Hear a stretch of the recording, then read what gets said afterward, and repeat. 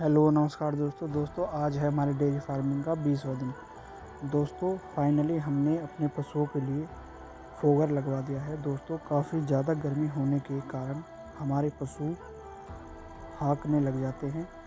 दोस्तों यह काफ़ी बेनिफिट है इसके। दोस्तों इससे गर्मी नहीं लगती पशु को। दोस्तों पंखे चलने के अलावा बहुत ही ज़्यादा इसने ठंडा माहौल बना दिया है। दोस्तों ऐसी वीडियो में बने रहे। धन्यवाद।